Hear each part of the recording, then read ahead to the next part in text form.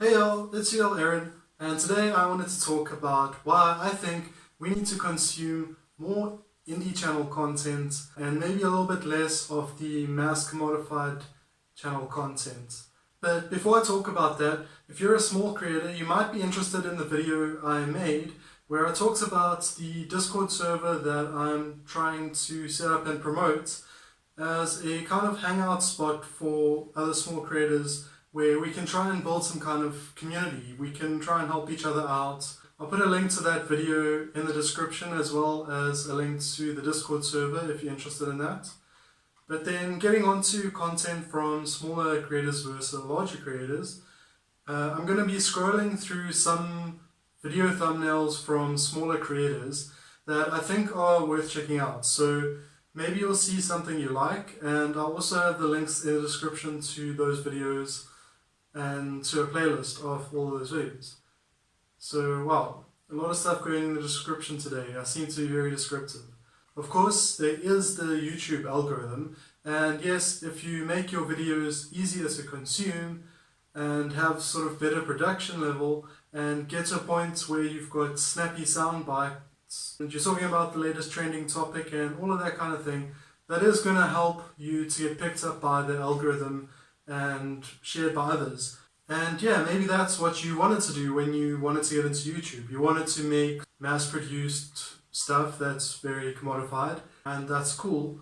But I think a lot of people, what's more important to them is their message or the vision or their commentary. You know, they have some kind of creative ideas that they want to bring to the table more than just coming at it from sort of like a business type approach. So I think if you weren't already coming into content creation with the idea of it being sort of like a business model for you, then if you came to it for a creative reason, then if you're going to try and self-commodify and to turn yourself into more and more of a product, into more of a commodity so that you do get picked up by the algorithm, etc., that is actually going to end up being like a form of self-censorship. And so it is kind of like the algorithm is putting an incentive on us to not make the kinds of content we might want to make primarily, rather make the stuff that we know has a chance of getting picked up, because it doesn't matter how cool your video is that took you like a month to make if nobody knows about it. So that's kind of one of the pressures that gets placed on us, is to turn ourselves into more of a product, our content into more of a commodity, and it's producing an incentive to conform to the advertisers and the algorithm standards. So if you already watch a bunch of small creators and you're always on the lookout for new channels to follow, then hopefully I can provide something new for you to check out today through the list. But you're probably going to feel like the rest of this video is preaching to the choir. But speaking to people who maybe do consume a lot of content from bigger channels and not that much from smaller channels, I want to talk to you for the rest of the video. So I think it's better when we try to mix it up a bit and consume content from both larger and smaller creators. And I want to explain why. So yeah, it's true that watching smaller creators' content might not always be as easy. It might not be as well produced or entertaining or precise. You might need to do a little bit of thinking to understand what they are trying to say, or you might have some of your views challenged. Oh my gosh. But you are going to be gaining a much more diverse range of perspectives. You're not just going to be getting the pre-packaged, safe and easy to consume videos, but rather something a bit harder to unpack, a bit less polished, but with a unique perspective, just as valuable as anyone else's. So whether it's chasing the algorithm or the advertiser friendliness, or if it's a preference for things in the status quo staying the way they are, either way, the channels that do make it big tend to end up falling in line with each other a lot of the time. When it comes to handle drama, or if there's some kind of controversial topic, they will tend to play it safe and not really want people to get too heated in debate over those things.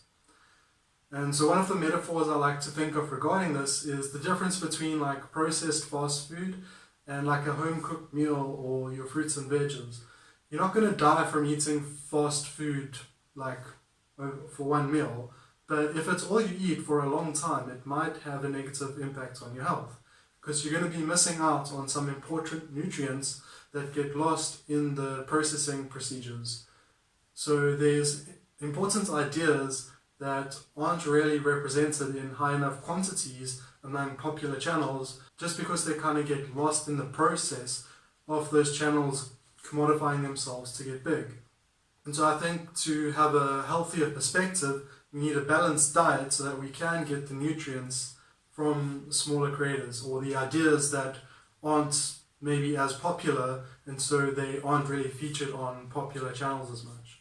Also, if you think about it, how attention is the most valuable thing in the marketplace of social capital, then it kind of makes sense why those who already get a lot of attention might not want people with opposing views to them to also get attention. Then they'd have to start answering for why they hold the views that they do. And so it's kind of up to us to find those people with the opposing views. It's not really up to those big creators to go looking for the opposing views.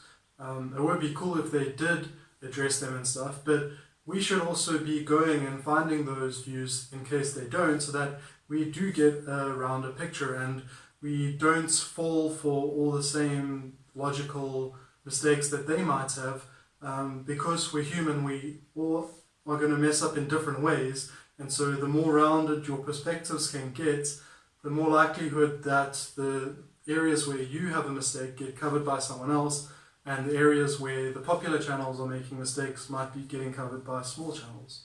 And it's also harder for marginalized voices to get heard in this social capital system that we're engaging in, because there's this incentive amongst those who have made it at the top to kind of preference those that they can relate to. And they might not really understand those experiences of marginalized people, and it becomes easy to overlook the concerns of marginalized people.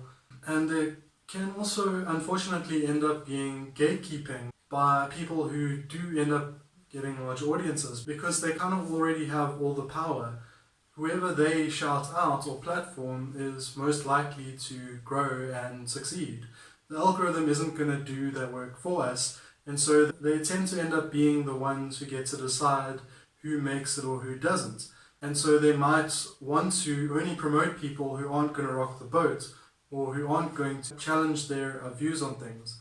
And this ends up forming a kind of conformity and a separation between them and the masses, where, you know, they get to pick and choose the people that will fit in nicely to the status quo, the establishment, without rocking the boat too much. And then people who might be raising too much of a noise about certain problematic people or things, they don't get promoted, because they are going to cause disruption, and they potentially might cause a redistribution event, God forbid.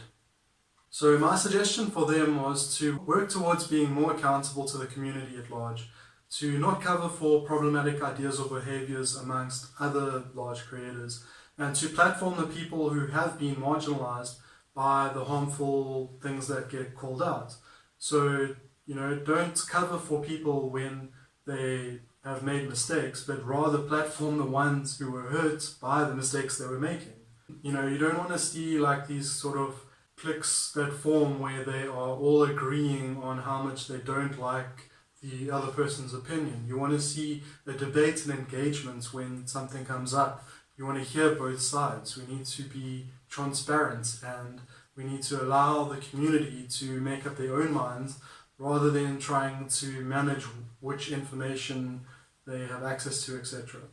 So we need more discussion. We need to normalize people taking constructive criticism seriously, especially coming from marginalized people, because for every problematic idea being pointed out is another person being marginalized. Problematic ideas don't exist in a vacuum. They always do end up having some weight of harm, even if it's only the weight in your own mind of devaluing others that it does when you have those ideas. And I think it's also important that we discuss differences in ideologies and why some might be good or bad for a social movement, and rather than always have these calls for civility cloaked as anti-sectarianism trying to shut down those kinds of debates. Having success in this hellscape of a capitalist society automatically makes you have more power, and if you are on the left, then you should be for the decentralization of power. So if you're not doing anything to try and funnel that attention sort of away from yourself and to the community, then it's just going to build up and stagnate. One of the metaphors I thought of recently is when you refuse to self-crit, it's kind of like holding on to shit.